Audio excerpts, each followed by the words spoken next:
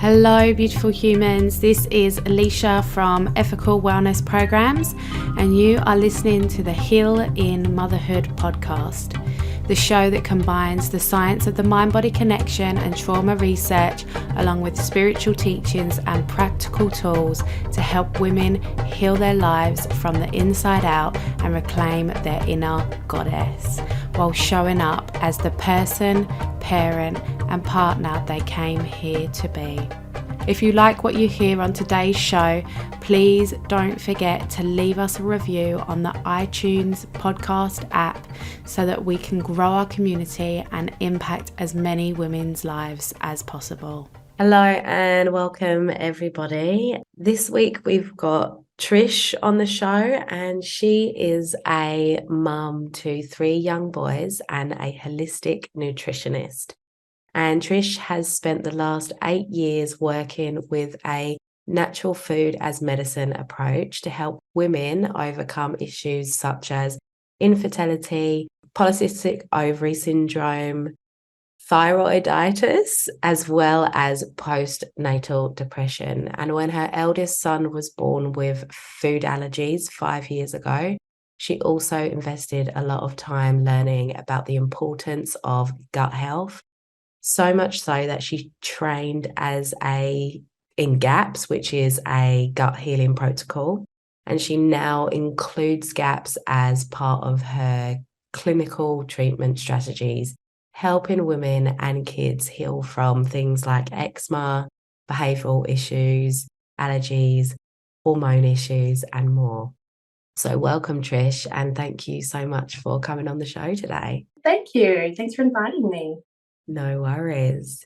So me and Trish met through a kind of like an entrepreneurs group, I guess. I feel like a business mamas group thing. And yeah, I'm really excited for you to come on the show because I know this is something that women really struggle with in terms of post-pregnancy care. So we talk a lot about in the space about pre-pregnancy care and pregnancy care, but post-pregnancy really doesn't seem to get as much airtime, I guess.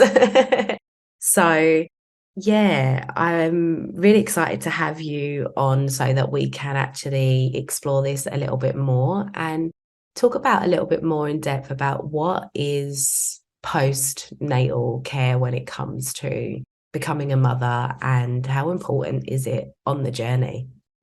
Yeah, absolutely. And you're so right. It gets no airtime at all. And that's something that I have found both personally and professionally really frustrating. We spend so much time on worrying about, well, one, first of all, we need to get pregnant, but then two, the birth. Everything once you're pregnant is about the birth. And then there's kind of nothing put on to what's going to happen after. Oh, yeah. Like, what now? Yeah, totally. I totally agree with that. We're so focused on like the labor. Most of that is actually out of our control to a certain extent anyway. So it's kind of, yeah, a little bit not wasted. It's definitely needed. And I value that a lot. But I think that I had no idea about postnatal care. After the baby, I had this vision that as soon as I had my child, I would be out on, lunch dates with the girls 2 weeks later and enjoying my life at coffee shops. Yeah. And you're not wrong. That's kind of what we're led to believe it's going to be about mum's group. But yeah, it's such a missed opportunity, I think, for the health industry to be helping women make that transition and making it in a way that so many of us, all we know about postpartum is that we have a chance we're at risk of postpartum depression. Like, that's it. But what about everything else? What about like brain fog or thyroiditis or inability to lose weight or the impacts that stress have on your body? And they're all things that happen when you've had a new baby. Yeah. And for me, it was chronic pain, and I've spoken to quite a lot of women since that about chronic pain. It's so common to have these random chronic pain health conditions and gut health conditions form from pregnancy. And people aren't really talking about that side. And I was actually on a podcast yesterday and it's all about gut health. And I spoke to Demi, the podcast host lady, about my gut health journey. And she isn't a mother yet. And she was like, I just got the message that, you know, motherhood is lovely and magical and it's like the best thing you're ever going to do. And she said, I've never heard of someone having, you know, chronic pain or gut health issues from pregnancy. And I was like, yeah, because that's the message that we are told. And what we're seeing is like, it's going to be all magical and rainbows. For a lot of people, that's not the reality. So yeah, it can cause physical issues and immune disorders and, you know, all kinds of things. But what do you see most commonly in your practice? When you think about it, so just by being pregnant, you put yourself at risk of 23 different deficiencies that we can actually quantify. So just thinking about that alone, it means that obviously you put yourself at risk of everything that those deficiencies impacts. So we're talking about postnatal depression being a big one. A lot of people don't realise that, well, yes, this is a mental aspect because you're taking on a whole new identity. There's also a lot of research to back up that omega-3 and vitamin D deficiencies are linked with postnatal depression. And then there's other things like postnatal thyroiditis is very common in women. And then this goes on to be Hashimoto's, which is an autoimmune condition. So it's that autoimmune trigger that pregnancy causes. And then it can be anything from like generic postnatal depletion, which is that rundown, really depleted state that mothers get into. So it's that zombie feeling, the tired but wide, stressed feeling, the brain fog, all of those. And that can go on for up to a decade after you've had a baby if you're not doing the things that you need to be doing to replete your stores. So most women who come to see me because they feel either they've got really bad mum brain and they just can't put a sentence together. I remember this. This is what it was like after my first was born. Like knowing what you want to say, you have to stop mid-sentence because you actually cannot formulate a sentence because the words, they just like evaporate out of your brain. So that's a pretty common one that I see. I find it so frustrating that we put no emphasis on all the things we can be doing to prevent it, because that's a deficiency. That could be omega-3, that could be iodine for your thyroid, that could be so many different things that we can treat, but we're just not given that information to help ourselves. Yeah. And what would you say is a common problem within sort of our health system? You know, why aren't women getting the support that they need? Is it that doctors aren't trained in this, or is it that they're not seeing the signs and symptoms, or is it that mothers aren't even taking that step and going and asking for help? I think it's probably very multifaceted. So like it was a very interesting experience for me to be trained in nutrition, have a degree, be practicing, then to have my own first child. And my mum is now a retired child health nurse. And so when my first baby was born, she spent a lot of time with me, you know, making that transition. And I said to her, okay, so like when will I be going for checkups and things? Because for 40 weeks, that's what I had. I had constant checkups on me and my health. And she said to me, you have a 6-week check. And I had an emergency cesarean with some complication. So on one hand, I'm like, hang on, I've had a huge surgery, which it is. Like, we need to stop belittling women who've had cesareans. It is a huge surgery. Yeah. And I've also been through a pregnancy, which has obviously depleted me. And all I'm going to get is a 6-week checkup. And I went along to my 6-week checkup expecting something. And my 6-week checkup was, when was your last pap smear? Do you want a pap smear? And that was kind of it. Like, how's your breastfeeding going? And then from there, it's all about the baby. On one hand, it's our system that is not, there's no standard of care for postpartum women. There's no, hey, you've had a baby, we really need to do some blood tests. We need to check not just your iron, because that is one of my big gripes, is that seems to be the only thing that doctors know to screen for, is where's your iron at. But also, how's your thyroid reacting to the fact that you've just had to give your baby a whole lot of your thyroid hormones? And then all of the other things I mentioned before, the other 23 nutrients that we can quantify that we know you're depleted in. There's just no standard of care for that. And so, yes, doctors are probably not trained in those kinds of things. And then the people who are trained, like people like myself or other nutritionists or naturopaths, I mean, we're kind of put to the side and it's considered a bit woo. Like if you wanted to go down that avenue, you'd have to be pursuing it on your own. And unfortunately, for most people, we are unaffordable because, we've got a very special trained set of skills and not everyone can afford it. If you're relying on your GP to be doing the kinds of things that need to happen postpartum, their standard of care just isn't there. And unfortunately, that's where the system lets us down. Yeah, and even advocating for yourself and knowing these things in terms of going to the doctor and saying, right, I want to be tested for my insulin, I want to be tested for my thyroid, I want to be tested for whatever it is.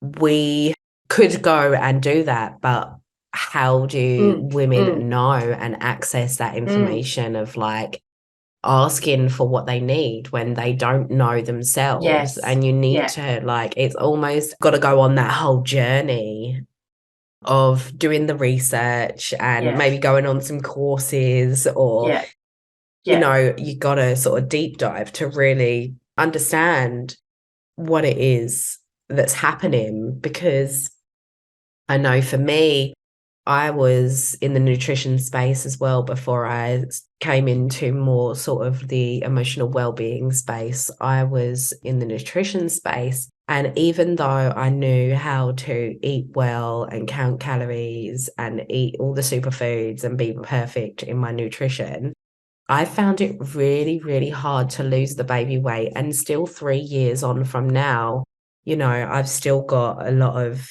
what I consider for me weight around my belly that, it doesn't seem to shift with just doing the kind of healthy diet and a bit of exercise ratio, So I had all this information as a nutritionist, but I was like, something else is actually going on here. It's not just about what you're eating. It can be something deeper. Yeah. It's how your body's actually functioning and working, because it changes after pregnancy. You can't expect, we talk about this, getting your baby body, your pre-baby body back and going back to how you looked before. But even if your body looks the same, it probably isn't functioning the same on the inside. You've probably got other things that are not working properly. And like you said, even with the thyroid, that is a very common thing that happens after people have children. Did you want to talk a little bit more about that actually? Maybe like what are sort of like the symptoms, or what do mothers do if they want to get their thyroid checked to make sure that it's working properly and that sort of thing? This is probably a topic that I talk about a lot because it's probably one of the most seen things that I see in clinic. If you do go to your doctor after you've had a baby and you say things like, oh, I've got really bad brain fog, or I can't lose weight, or I'm so cold, or my skin's dry, I'm constipated. Even if you've got a tendency towards not necessarily postnatal depression, which they will have screened you for, because again, that's something that we know really well, how to screen you for postnatal depression. We don't know how to support you nutritionally for that. Yeah, so if you say all those things, they might say, okay, let's test your thyroid. And when we test your thyroid, because of the way that Medicare sets this up, they actually test your TSH. And that's not testing your thyroid, that's testing your pituitary gland. Right. And so they test your TSH, and the reference range currently in Australia, I think is, depending on your lab, it's about 0.5 to 4. Within that range, you're considered normal. If you got to 4 or above, you're hypothyroid, and your doctor will probably say to you, okay, I can write your prescription for thyroxine. The problem with this is there's obviously that is a huge range, 0.5 all the way up to 4. And many women will start feeling these symptoms that I've just listed. So inability to lose weight, feeling the cold, constipation, dry skin, tendency towards like depression, really lethargic, like struggling to get themselves out of bed. You could be feeling any number of those on any kind of scale, from about a 2.0 on your TSH, and a doctor's going to look at your result and tell you that you're fine. And that just frustrates me to no end, because I'm constantly, every week, minimum 2 ladies I'm seeing in clinic who bring me their thyroid results and they say, doctor said it's fine. And it'll be like 2.7 or 3.1 or something. And I'm like, well, if you've got all of the symptoms and your thyroid is starting to get to that number 4 where they're going to medicate you, that's where I want to jump in and say, what are you missing? So then we look at things like, I would want to run tests like, what's your T4 and your T3 doing? But Medicare won't give you those. And so this is just another problem inside our system of where a recognised need is versus where can we prevent a problem. And then we can look at things like your iodine, your vitamin D, your magnesium. These are all things that contribute to the way that your thyroid's acting.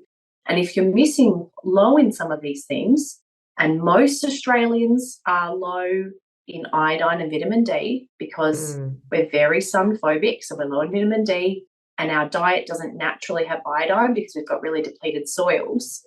So naturally our thyroids are more likely to be running low. I'm sorry, I've lost my train of thought with the question there. So, yeah, you've explained there what kind of the usual symptoms would be if someone had hypo or low thyroid. So you can have either or, is that right? Yeah. And as well, you know, when you do talk about these things, some of these things are quite common after you've had a baby anyway. You know, you do feel lethargic, you do feel low in energy. And if you have a non-sleeping child, or you've struggled with breastfeeding or any of these things, then you do feel exhausted. So there's like almost, we just blame it on motherhood. Like we can get into this cycle of just blaming our stress levels and health issues and our exhaustion on motherhood, and then not doing anything about it because we're like, oh, this is just part and parcel of the journey, you know, when it actually could be something else that's manifesting, and we helping ourselves with some really kind of sort of easy and simple steps of taking some extra supplements or changing our diet a little bit or those sorts of things, and actually helping ourselves feel better. And this is why I'm a big passion project of mine is, let's get every woman who's had a baby in the last, even in the last year, but I'd love it to be sooner than that. Let's get every woman who's had a baby to have some really basic blood tests to screen for these things. And then don't rely on your GP to interpret the results in a way that's going to be meaningful for you proactively, because they're only going to interpret them reactively, as in, do you have a condition that I can hand you a medication for? Take them to someone who can look at them and say, okay, your vitamin D is suboptimal. That's going to lead to things like back pain, or, you know, running your thyroid down, or postnatal depression, or where's your iron at? Again, do you need an iron infusion? Most likely not. We can probably look at some other things to support the way that the iron's been metabolized. There's so many things that we can do. It's just getting that information out there to a place where a woman feels confident enough to walk into her doctor and say, can I get these blood tests? Because unfortunately not everyone can afford to pay for them out of pocket. Or if you are the kind of person who is very proactive with your health, getting yourself some blood tests and taking them to a practitioner who can interpret them appropriately. But then, as you said, diet. We know that diet changes a lot of things. So it's so easy as mums to get into the trap of relying on the easy convenience foods because, like, I get it. It's hard to take care of yourself when you're learning and you're in that transition phase of learning how to take care of another human. But if we're not putting ourselves first and we're not feeding ourselves whole foods, beautiful foods that are going to love us back, we just cannot be the best mum that we can be. And this is another big thing that I'm constantly saying to women, like, It's that oxygen mask. Put your oxygen mask on first. Get rid of the processed and packaged foods because they're not going to love you, and you won't be able to show up as the kind of mum who can be happy and calm and parent the way that you want to parent if you feel like crap.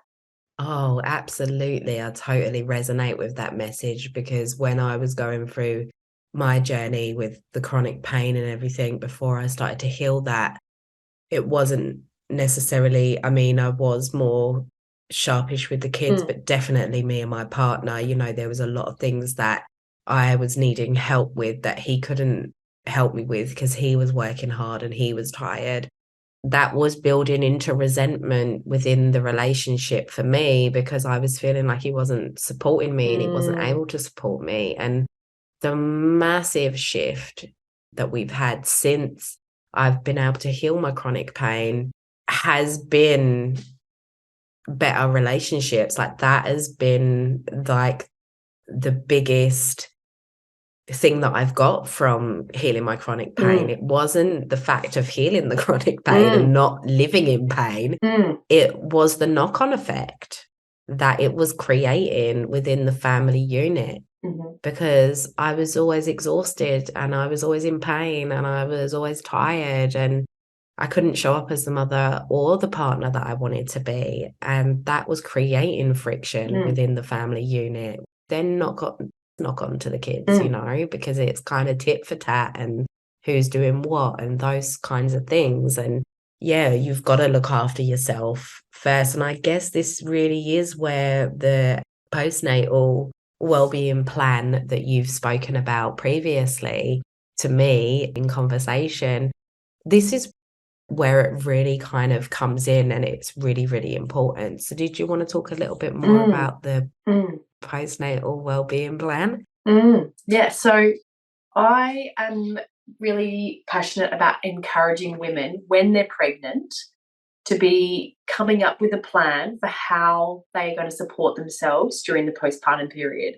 And it's never too late. So even if you had your baby, like, I don't know, 2 years ago, how are you going to support yourself right now in the next 3-ish months? So ideally, we're looking at a pregnant woman who can think ahead of this. So what kind of support do you need in place? So you've spoken about relationships.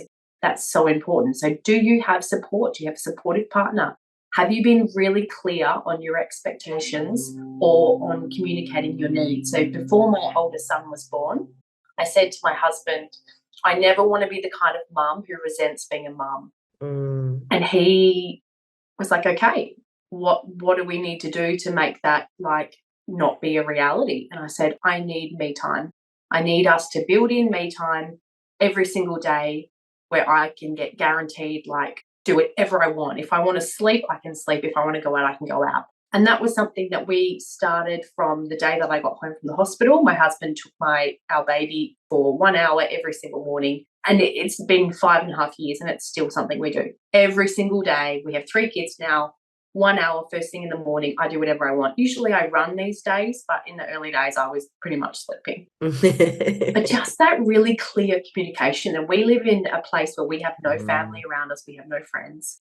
So all we have is each other. If we can't rely on each other, we've got no one. So I hear you on being alone. I know, because that's usually what women say is, oh, I've got no one. I'm like, trust me, I feel you. I've been there. So how can we create it? Is it doing a swap with a friend for alone time? Is it hiring someone to do whatever you're mentally, the load you're taking on, the cooking, the cleaning? Is it something like that?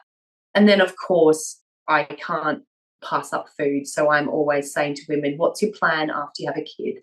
Are you going to be freezing meals to put it, like, to have in the freezer? Are you going to hire a service who's going to deliver you some beautiful meals? Are you going to organise a meal train with your friends? How are you going to be supported for your food? And then, of course, I've said blood tests. I want every woman to get blood tests 6 weeks after having a baby. If you haven't had them now in your 5 years postpartum, go and get them, because we can't help you get better unless we know where you are right now. And I'm a big, big, big believer in test, don't guess, because there can be issues with, let's just say, iodine supplementation. You can actually give yourself an autoimmune disease if you're supplementing without actually knowing if you need it. Yeah, so encouraging women to think about these things is part of my like postnatal wellbeing plan. I'm like, come on, like let's stop talking about the birth. It's important. I get it. I feel you. But postnatal is for the rest of your life. If you don't plan for it, we've got to start thinking about what kind of mum do we want to be and how do we want to be able to show up and factor that in, I think. Yeah, I think that's a beautiful message to share with women, because I had no idea about any of this stuff when, you know, I had my first and my second child. I've only started learning about it now. You know, Rosie's nearly 3, but since I've started this business and I'm meeting women like you who are doing this and offering it for women, and I just think, I wish I had known about these things. And that's why it's my mission to share this information with women, because it will make the transition easier. It will 100,000%, because these are just what seem like really little things. But it's the little things that make the biggest difference, right? It's that getting to the end of the day and not having to think about what you've got to cook for dinner, because that's one of the biggest freaking gripes as a parent. That's one of the things that mothers tell me that annoys them the most, is having to think every day what to cook for dinner. You know?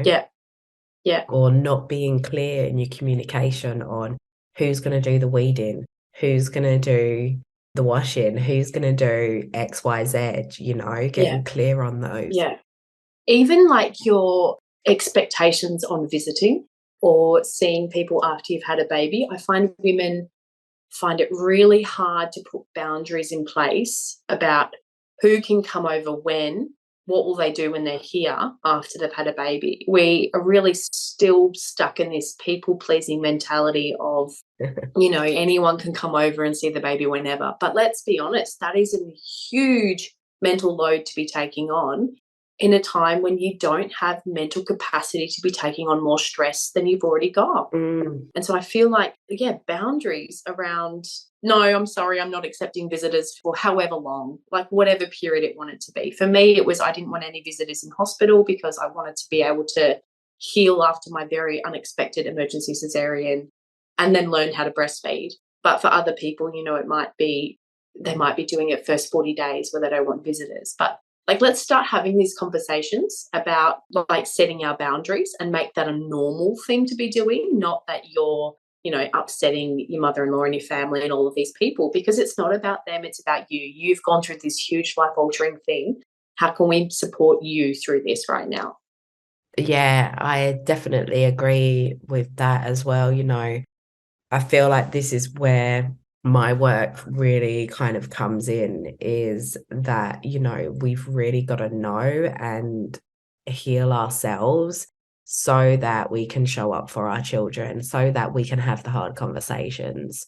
Because it's not easy to set boundaries, especially if you've grown up as a people pleaser, or as a perfectionist, or as someone who puts their needs last, or someone who just puts a brave face and doesn't feel their emotions and is like, everything's fine and I'm just going to pretend everything's fine, because that's how a lot of us are. Then we would have this resentment towards other people, but actually it's our own stuff. It's not theirs to carry. Like, if you don't put that boundary in, then that's not their fault.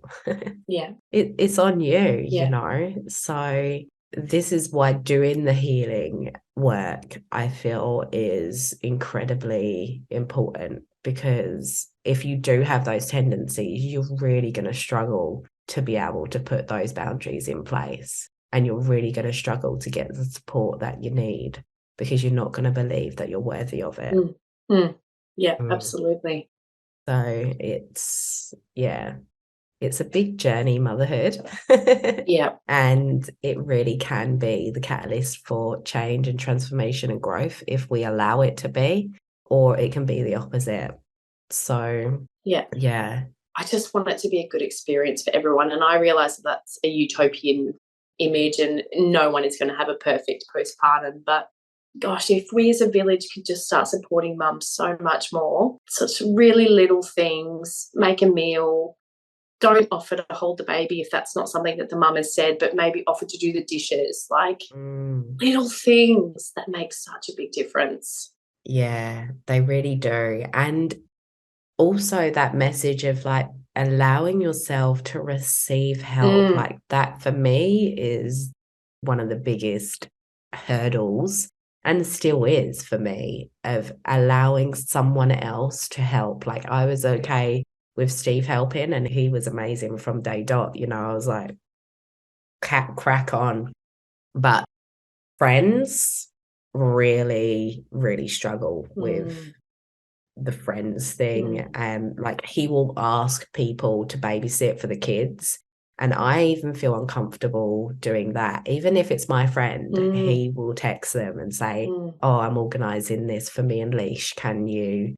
And he's fine with it, where I find that really uncomfortable. So that's, you know, that's a thing that I need to heal. That's me from my childhood of growing up as a young carer and being the mother from a very young age and being independent and being like, I need to do everything myself, and trying to let down those walls, you know, and it takes time.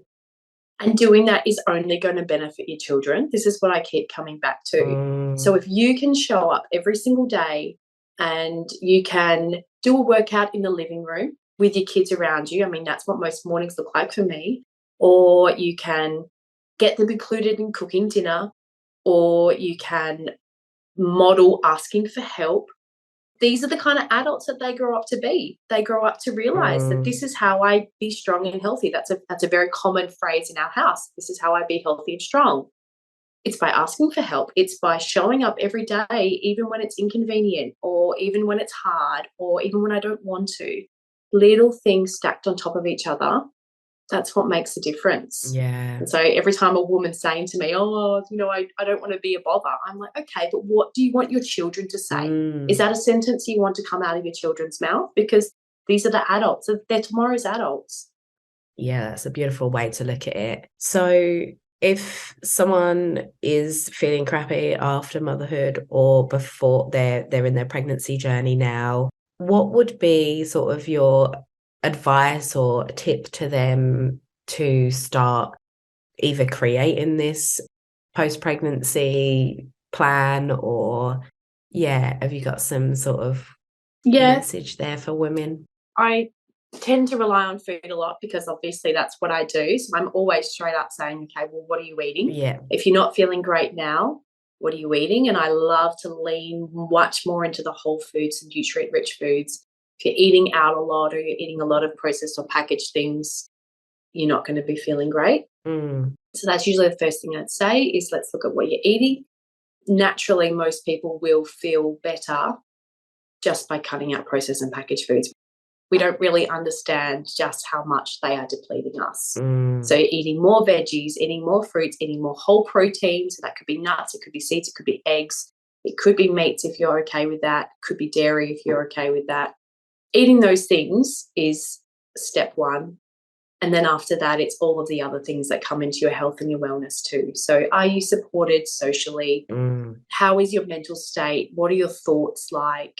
Are you moving your body in a way that supports you? So I don't want you to be, you know, a hit going 7-day-a-week athlete if that's not where you're at. And neither do I want you to be someone sitting on the couch not moving, because our bodies were made to move. Yeah. So moving in a way that's supporting you. And then using tools that are going to support you naturally. So I don't love medications or anything like that unless we're at the point where that is the next step. And for some people, that's the way we need to go, but they can be harmful too. So approaching things from a natural aspect when possible is going to support you long-term a lot more than a medication probably would. So kind of looking at things from a whole picture. I always start with food because I see it every single day that there is so much we can do from a food space, but moving into those other things as well is really important. Yeah, beautiful. I guess I've just got my last little question that I like to ask people at the end, which is, what's been your biggest lesson, either motherhood or from your children? It's probably Probably the art of prioritizing, which sounds like a silly thing to have learned, but as someone who I used to be a very prone to anxiety, so overthinking things, taking on way too much because I wanted to make sure that everything was right and perfect and, met all of the criteria. Yeah, it's stepping back, looking at the big picture. What's the goal here? What's going to matter in 10 years' time? And then assessing my day based on that. And that sounds so ridiculous that one day will impact 10 years. Every single day is just one day. And when you add them all up together, they will create your future. So, yeah, I'm really, really much better at saying no to things. And now that I've got kids with food allergies, I am so not bothered by who I offend because I control what my kids eat because I don't want them to have an allergic reaction. And you'll be surprised at how often people get offended by you not eating their food. And I don't care. In 10 years' time, it won't matter that I didn't eat your birthday cake. It will matter that my child is healthy and strong. So, yeah. Beautiful, beautiful. I love that. Awesome. So if people want to work with you or connect with you, how can they do that? Where can we find you? For the last couple of years, I've now started working entirely online, which is great because it means I can work with anyone, anywhere. You can find me at Well with Trish on Instagram. My website is also wellwithtrish.com. And I work one-on-one with people. And I also have some group programs available, which makes it more affordable. So I realise that's something that a lot of people need. Yeah, so I love to help women, whether you are pregnant or postpartum, because I think that this is a phase that we really need to get better at helping women through. It's a big transition to be making. Yeah, absolutely. Well, thank you for coming and sharing your wisdom with us today. I've really enjoyed our chat, and I feel like what you're supporting women in is very important and very needed. So shout out to my pregnant ladies. If you're pregnant, then catch up with Trish and organise your postnatal wellbeing plan, because it will serve you. I know 1000% it will serve every woman, and we all need the support, no matter how independent we think we are and how we can do everything ourselves perfectly. It's a different ball game when you've got a little human and you're trying to heal and recover yourself. So give yourself that gift, or instead of a baby shower gift that the baby doesn't care about, ask your friends to chip in and pay for some sessions with Trish. You know, like these things. That is something that I'm actually starting, is like, let's fund, like, instead of baby shower gifts, let's make it normal to fund a postnatal care package for a mum. Like, why can't that be a thing? That is a thing. You heard it here. Yeah, exactly. It's a thing.